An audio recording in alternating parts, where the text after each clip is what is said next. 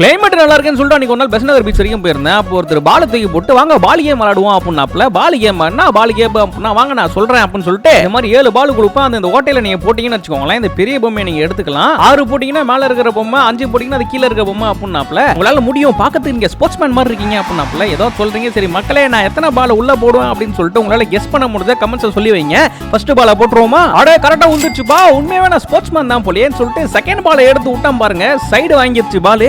ஐயோ பெரிய பொம்மை இப்ப வராதே, சரி நெக்ஸ்ட் சின்ன பொம்மைக்கு ட்ரை பண்ணுவோம் அப்படின்னு சொல்லிட்டு சும்மா ஏனாதோனு பாலை போட்டேன், அது கரெக்டா வந்துருச்சுங்க. சரி அப்ப இனிமே டார்கெட் பண்ணாம நம்ம இஷ்டத்துக்கு பாலை தூக்கி போடுவோம், எப்படி உள்ளதான் உழுவுது அப்படின்னு சொல்லிட்டு இஷ்டத்துக்கு போட்டுட்டு இருந்தேன். ஒரு பாலும் உழுவ மாட்டேங்குது. என்ன பார்த்து ஸ்போர்ட்ஸ் மேன் மாதிரி இருக்கீங்கன்னு ஒரு சொன்னப்பே நான் சுதாரிச்சிருக்கணும். ப்ரோ விட்டுறாதீங்க, போடுங்க, நீங்க எது போட்டாலுமே அதுக்கும் கிஃப்ட் இருக்கு அப்படின்னாப்ல. சரி ஏதோ சொல்றாரு அப்படின்னு சொல்லிட்டு என்னால முடிஞ்ச வரைக்கும் 3 பாலை உள்ள கரெக்டா போட்டேன்.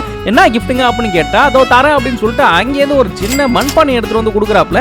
ஒரு 6-7 பால் போட்டு பெரிய பொம்மையா தூக்கி இருக்கலாம். இன்னைக்கு நம்மளுக்கு கிடைச்சது வெறும் மண்பானை தான். உங்களை இந்த கேம் விளையாட விட்டா அந்த பெரிய பொம்மையை தூக்கி இருப்பீங்களான்னு கமெண்ட்ஸ் சொல்லுங்க.